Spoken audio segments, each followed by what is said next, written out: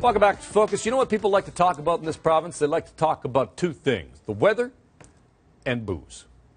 Booze sales, where you can get liquor, where you can get beer, where you can get wine. That is a major issue in this province right now. And the man with more thirst for knowledge about it than anybody else at Queen's Park is Martin Greig-Conn, who is the Queen's Park columnist for the Toronto Star. Thanks for coming in. Thank you. Let's talk about the wine rack and the wine shop, because up until now, nobody's really talked about that. What are those things? Well, we all know and think of the beer store as being unique to Ontario, but guess what? There are more bizarre aspects to booze in this province, and so you have the wine rack, which, like the beer store, is foreign-owned and has about 164 private stores in this province, and there's the wine shop, which is Canadian-owned, about 100 stores.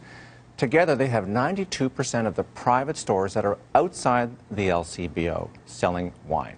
Now, they are not exactly destination stores, at least not for me, but they are mostly in supermarkets, mostly Loblaws, and they kind of blend into the background. They have blended wine for the most part, which is as much as 75% foreign bulk imported wine and 25% Ontario grapes. And they don't charge they don't have to pay the LCBO markup. So they're kind of under the radar, and I think that's going to change.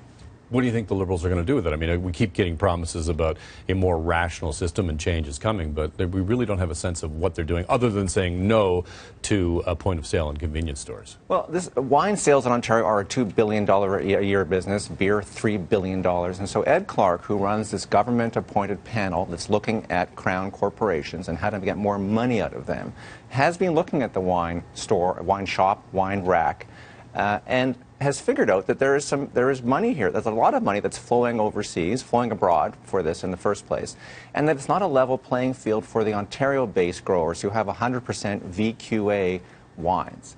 So the reason that it's not a fair and level playing field is that the local wineries can't open their own stores off-site.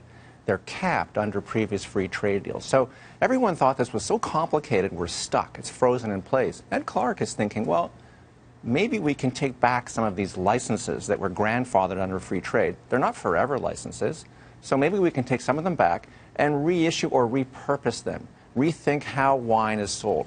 I think what's frustrating for a lot of people, and we'll see it in the next segment when I go out and talk to people in the street about what they would like to see, really only people want one thing, and that's more point-of-sale options. Is the government actually going to do that in this budget?